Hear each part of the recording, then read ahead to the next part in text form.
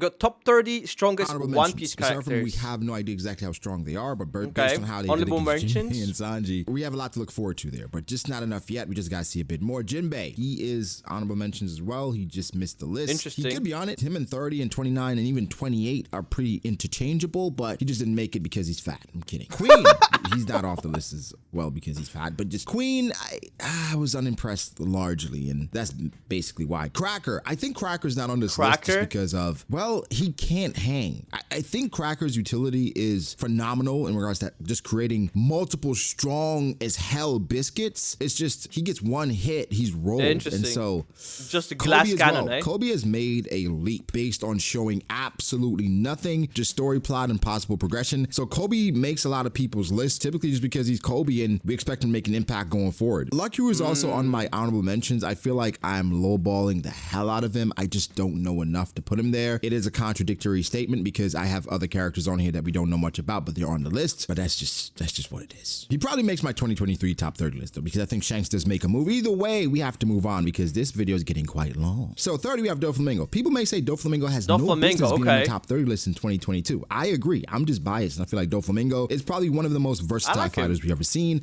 Hella utility, and I may be scaling him up a bit because I think Oda's gonna do the same once he escapes Impo down. 29, Rob Lucci. Yeah, Rob Lucci did not have an amazing showing against Monkey D. Luffy, the sun god, the main character, the plot no me himself. I'm kidding. I'm kidding. Come on, we love Luffy over here. I think he did a lot better than people expected. People are gonna change their tune and say, well, cool, Rob Lucci, he didn't really do anything. Well, y'all said he was gonna get knocked out, and he didn't get knocked out. Well, he did get knocked out. He was losing consciousness, so it's funny. But you thought we'd get one shot by Gear 5, which he probably should have, but plot, you know, it exists, and so it makes no sense to get Rob Lucci out of the way right now because he's still important to the rest of the arc. So he made it on the list, having an awakening as a Zoan. Kaido didn't even have an awakening box, and Rob Lucci had it, and Oda is just basically signifying just how stronger he's gotten, so he gets some credit here for me. 28, Weevil, the respectful one himself. He is one that makes a list solely because I think of plot or just story progression. As we go further into the story, the stronger characters are going to be in Weevil. We haven't seen him yet, really. And so, you guys remember when Marco was flying back to his island and there was like a little, who's there? I think it might be Weevil. And if Weevil rolls Marco, which makes most sense for the story, he might have to move up this list. No, definitely would have to move up this list. So here is just a safe way to put him. 27, Magellan. Magellan, I don't think he'll ever go off on my list just because of what I saw in him. Okay, this guy looks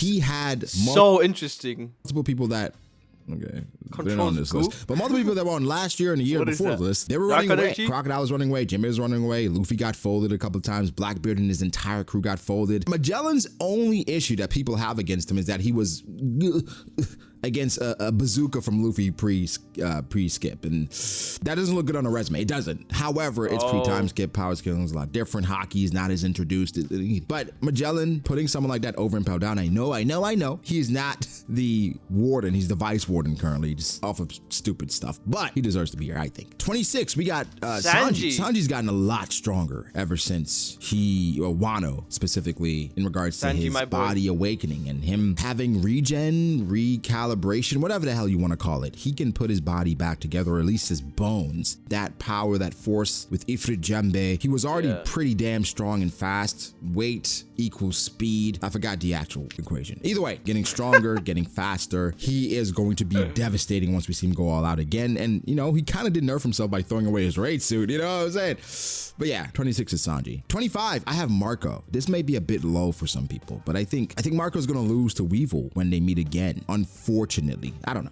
Maybe. He is really strong. I just worry about his knockout potential just based off of Marco and Weevil knock anyone out, right? I don't know. How are they related though? I don't know if that's true, but I don't think stocks went down for Marco and Wano. I was kind of shocked that he could not last a bit longer based on his ability where he can heal himself. Like, he was literally out of stamina after, though it's hard to perceive how much time had passed, but it feels like about 10 minutes fighting King and Queen, and that's highballing it. So here's the thing though. People don't respect Queen as much. King for sure, and he did a good job holding them both off for a little bit. So Marco was utility in Wano. I don't want to downplay him, but I mean, he's got some super cool powers though. Like, what is that? Blue flame wings? Boa. And she's somebody that if I did an in-depth breakdown of power scaling, she would be higher based on her ability for sure. But for right now, just based on what we've seen, I think she's good at 24, not really trying to get too much into the hacks of if you're feeling her, or if she munch, no. If she's attractive to you, we saw how baby Boa in Egg had turned Marines into stone because they were attracted to a younger looking female, which is a bit weird. Either way, that power is overwhelming. So you have to scale her somewhere, and 24 feels a bit safe for me, but that's kind of where she is. That brings us to 23, where we have King. I think King, for whatever reason, has become underrated in the community. I don't know if because after Zoro unlocked Enma, unlocked his advanced Conqueror's Haki, he kind of got rolled, but he has amazing power, amazing durability when, his flame on, flame off thing is going on, and he's fast, and he can hunt. King looks like he's from like Warhammer like they hunted back in the day, and he has amazing BDSM outerwear, so I mean, he's on the list. I just don't feel like he gets the credit that he should. I may be downplaying him as well, but hey man, the people on this list are strong. And 22, that brings us to Katakuri. A lot of people tell me that I'm biased when it comes to Katakuri. I'm just like, you're fucking right, I am. Like, I tell you guys that all the time. Katakuri, that's my guy. That's like one of my favorite characters, if not my favorite character in One Piece. So we saw what happened in Whole Cake Island, where basically he let Luffy live, he let Luffy do whatever he wanted to do, but he could have eradicated Luffy. Either way, Katakuri has all three forms of Haki, Conquerors. He has levels to his armament Haki. He has the top of observation Haki. Everybody's problem with Katakuri is his knockout power, because he could not knock out Luffy. Well, if Luffy got hit with that goddamn trident one time, it would have been over, but of course he can't get hit with it because he's Monkey D. Luffy. I think Katakuri has enough utility, enough smarts to defeat anyone below him, but that doesn't mean he can't lose to anyone below him. Like, these people are relative. He could lose to Boa, he could lose to King, he could lose to Marco, he could lose to Sanji, he could lose to Magellan. Like, they're in the same range. I just, because of preference and bias, I put him above those other guys. That's basically what this list is, right? It's a list basically compiling 30 people that I think are really strong, with my biases included. Like, it's no technicality to it, really. And if you try to take it more seriously than that, and I don't know, you're just a loser. I don't know what to say. It's not that serious. It's just like, it's a fun thing that we should be having fun with. Category 22, 21 I have Kid. Yeah. I've been seeing some top 30 lists recently, and for whatever reason, Kid is being left off of some lists. What is wrong with y'all? Y'all are trash if you do that. Just FYI, because Kid deserves to be on this list. Actually like a proper like way to calculate people's powers in One Piece. I don't think so, right? Otherwise, that would kind of make it Kid was not Law necessarily in Wano, right? Law was Sase, but Kid did a lot of things that a lot of people don't respect. Okay, first off, and this is the only thing I'm going to say. Okay, so only thing, Kid made Big Mom dodge, and that was the first time other than when she told Kaido to beware of Enma in Wano. Other than that, that's the only time Big Mom ever dodged an attack. Different. There are more things, right? Like the beautiful craftsmanship of his works, man. Like, they should be in a museum, bro. Like, that doesn't matter here. Kid at 21. At 20, I have Sengoku. I understand. Like, why do I have this old man that's here turned gray in 1 year, 2 years? He still was the former fleet admiral. I don't think strength just goes away because you get old in One Piece. And he has an amazing devil fruit, a mythical fruit, and based off of how One Piece has been trending, these mythical fruits, that's what it looks like. They're pretty impressive, man. We don't know exactly what he can do as a Buddha. I don't know if that's why he was super wise when it came to battle, because Whitebeard did praise his IQ. I think he still deserves to be on the list. Now, 19, I have Law. And it's like, well, Law is already over the former fleet admiral. Well, yeah, no, we're just parsing here. Out of everybody in Wano, I think Law impressed me the most, considering where he came from. And where he came from was getting mollywopped by DOFLAMINGO, who's 30 on this list. So it's a pretty big jump. But why did he jump this high? Well, Law unlocked several abilities in Wano, apparently, that we didn't know about. He had an awakening. He had Curtain, which again is a defensive capability. We didn't know he had things like that. Gamma Knife, of course, obviously. Radio Knife. Law is just walking bullshit. Okay, I don't mean that. I kind of do, because he used Corazon's devil fruit as well. He can do anything in his room. That's what they said, but that's not even true. He can do things outside of his room too now. Like, bro, he can throw his room at you. Law at 19. 18, we have Yamato. And the only reason why Yamato is over Law is basically because of the showing against Kaido, and she held out against her dad, where he was trying to kill her, and she has advanced conquerors. And I feel like that's the meta, right? It's like Yu-Gi-Oh! And you know, the meta comes out every few months, and it's just like, you got to update your deck. You got to get advanced cock, bro. And if you don't have it, then you're kind of falling behind. But you're like, well, everyone above her doesn't have advanced cock, but I mean, everyone above her just stronger. So yeah, I mean, that's basically the difference. I mean, she's strong, really strong, but advanced cock. That sounds. Is there literally metas in like One Piece? Okay, like this season or like this arc, this one's like OP. We'll just say advanced conquerors Haki. I'm not gonna say it that way, just because it may throw people off. a little bit. 17, we got Rayleigh, the pretty dark king himself. Listen, Rayleigh's active. Rayleigh had fallen on this list a few years ago because it seemed like he had retired, not really doing much. He's active. He went all the way to confront Blackbeard over Boa Hancock, which he's really like a father figure to her. Let's be honest here. That old man is strong, and he has advanced conqueror's haki as well. You got to give him his credit. We saw what he did against Kizaru. Rusty just pulling out his sword, hadn't used it in years, been gambling and hoes behind Shaki's back. Well, she knew about it. Had her to take this out. I don't think either way, Ray has shown that he can hang with the best of them. Blackbeard walked away off of Rayleigh's reputation. Rayleigh said, well, I probably can't beat him right now, but off of what Rayleigh can do, and of course, Blackbeard was in that battle against the Whitebeard Pirates, or against the Roger Pirates back in the day, so he saw Rayleigh in prime action when he stopped Marco with that one finger. He knows. You gotta give Ray 17. 16, I have Zoro. It's like Zoro's already surpassed Rayleigh.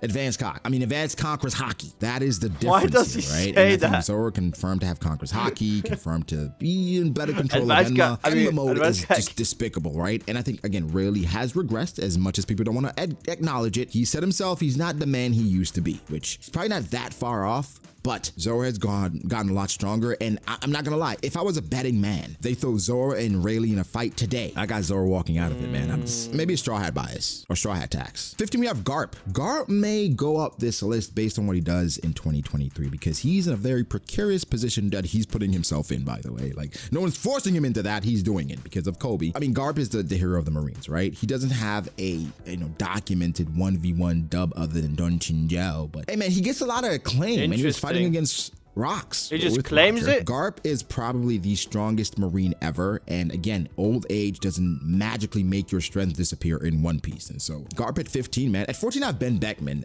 Ben Beckman we don't know much about. Of course, you guys are gonna know what I'm gonna go to, right? We're gonna go to that statement about Ben Beckman being the moon to Shanks' son, which could mean any fucking thing, but I'm gonna spin it to say that it means that he's probably close to Shanks in regards to strength. I don't know. He's like the right hand thing, right? You know, it's the right hand and first mate. He's one of the right hands like Zoro and Rayleigh. That thing. That's the only thing I have with Ben Beckman, because I saw him shoot. I saw him like use his gun as a club. I don't got much else. Well, he has IQ, the highest IQ in the East Blue.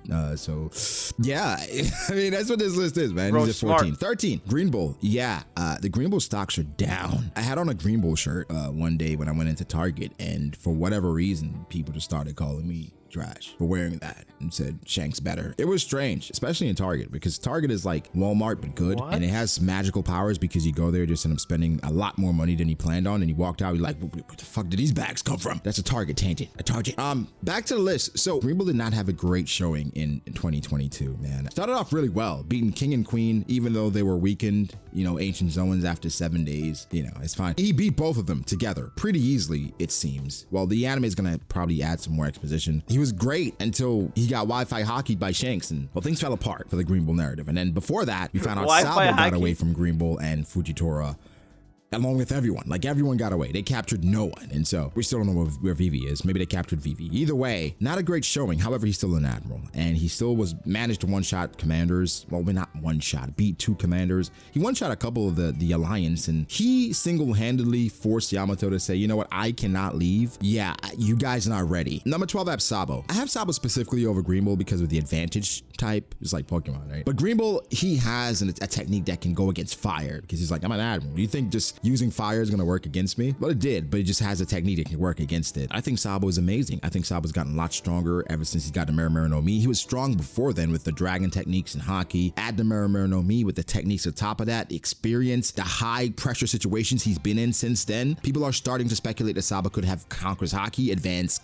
Conqueror's Haki as well. I don't know. Probably. I think I'm comfortable with Sabo being at 12. 11, we have Fujitora. And, one may say, well, Sabo and Fujitora are pretty much tied in Dressrosa. I don't think so. That was my perspective. I think Fujitora had the upper hand there. They're comparable now, right? Sabo could very well beat Fujitora. Again, just because someone is over them doesn't mean that they would beat him, right? That just means that if I flip a coin, that's the person I'm picking. But Sabo could absolutely win against Fujitora. So that's, Fujitora at 11. 10, I have Dragon. I have no idea why I have him here. Okay, well, he is the leader of the Revolutionary Army, and he is Garp's son and Luffy's dad, and so he gotta be somewhat strong. You gotta show me something, bud. You got a little bit. We run out of time, buddy. Dragon used to be number 1 for me. He's at 10 now. By next year, he might be at 15 if he doesn't do anything. Yeah, behind Sabo. Yep. He's just chilling. Just because. Make a move, damn it. Now we have Kizaru. And this may be interesting, 2023, because Kizaru is on the move and he's going to Egghead, and it may fluctuate. He may go up or down based on what he does in Egghead. Granted, he's going against Luffy and he's going against the main characters. There's only so much he can do. But based on all the L's the Admirals have taken lately, I think Oda may show them some grace and Kizaru may do some good things, or he may get rolled. And if he gets rolled, then he falls down this list. And we know Kizaru, we know what he can do. I'm not going to get through all of it. He's a light man. You get it. Number 8, I have Big Mom. Yeah, this is probably the lowest I've had Big Mom in a long time. And we all know what Big Mom can do. Her strength, her durability, her I feel like devil she's fruit. been really strong throughout the whole The reason show, why Big Mom is this low, you want to say, is I think she, out of all the Yonko, she's the one that can get got. Or people can get an attack in against her more than any other Yonko, right? She's gullible. She can be dumb. She is just the laughing stock of the Yonko, even though she is intimidating as hell. If there's any Yonko that can get got, like 1v1 is Big Mom. I mean, she couldn't even take out Marco at that time because she needed her soul or whatever. Not saying she's weak. She's not weak. I'm losing faith in Big Mom, and I feel like people are catching up based on her. She's getting old, man. Yeah, Big Mom at 8. At 7, I have Luffy. Yeah, I have Luffy over Big Mom. That's crazy, right? 3 years ago, I would have been like, yeah, what? No freaking way. Luffy's over Big Mom. I think with Gear 5 and what he did against Kaido, that end of the fight with Bajoran gun and everything he was able to do, and again, Gear 5, I'm comfortable putting him over Big Mom because Big Mom, again, she's gonna get hit a lot, and Luffy's gonna hit it in the wrong way, and she might be done. Luffy's at 7. At 6, I have Aokiji. You're like, yo, we have Aokiji over Big Mom. I mean, Aokiji is one of those guys that I think is underrated as hell, considering that he lost to Akainu in 10 days and he was supposed to be the fleet admiral. As much respect as people give Garp, they equally disrespect the current admirals. I don't know why. People say that this is the best era of piracy. Pirates are stronger than ever, but the Marines, the main antagonists of them, they're going to be weaker than ever. So Aokiji, I'm giving him the credit of his abilities, the fact that he took Akainu, who a lot of people have really highly, to 10 days. I got him at 6. That could change in 2023, but right now I got him at 6. At 5, I have Blackbeard. Yes, Blackbeard. Okay. I would never put Aokiji over Blackbeard. I don't think that would make much sense. Blackbeard still has some growing to do. I think he still gets another devil fruit. But we all know what Blackbeard can do. I've been seeing more and more things pop up where people are saying, well, Blackbeard is not even that strong. Blackbeard is weak. Why do you think Blackbeard is going to beat Garp? I have no idea where that's coming from. Like, if you don't think Blackbeard is currently top 10 and Blackbeard would beat an older vice admiral, I know it's downplaying who Garp is, but come the frick on, guys. This is Blackbeard. He has 2 devil fruits. 2. And not 2 weak ones. It's not like the jacket and then Koro's own devil fruit. He has the Yami and the Gura. And I will talk about how Blackbeard will roll Garp or beat Garp. Not easily, but I'll talk about that because God, it's not disrespect to say Blackbeard is going to beat Garp, but him being 5 here makes a lot of sense. 4, maybe a little bit controversial, but I have MIHAWK. My MIHAWK respect has been growing. Last year I had MIHAWK at 5. Now I have him at 4. Maybe this year, 2023, I have him at 3. Yeah, so MIHAWK, he's been growing just because, well, the story's been telling me that. The story confirmed what I've been feeling with giving MIHAWK a higher bounty than Buggy, the person that was the leader of Crossbones. The yellow eyes. That never happens. He is the subordinate of Buggy, they're saying, right? That's the narrative, the propaganda that's out there. And they went and said, you know what? We're still going to give him a higher bounty than Buggy. Then current Yonko. Marine Hunter? He might have an admiral on that body, bro. I'm not going to lie. So MIHAWK at 4. 3, I have AKAINU. Other than that desk, I don't know if there's anyone right now that can hold him back and get away from him without sustaining heavy injuries. I think he's the leader of the new school for the admirals or for the Marines because there's nobody else that's really stepping up. Green Bull, you know, we had hope in him at one point, and he ended up being a bitch of the Celestial Dragons, and so Akainu's all we got, right? Akainu's the last of the Mohicans. Kizaru's headed there. We'll see how he does, but I mean, Akainu and his power, his output, and his perceived growth after fighting Aokiji, I mean, I got him at 3. At 2, we have Kaido. What else is there to be said? We saw what Kaido could do in Wano. Luffy managed to get the dub on Kaido. I don't want to downplay Luffy's dub, but let's be honest here. We saw what happened. We saw everybody that Kaido was fighting. We saw how Luffy basically took a smoke break in the middle of it. Few times, actually. Got a whole meal, right? He ate everything in Kaido's stomach.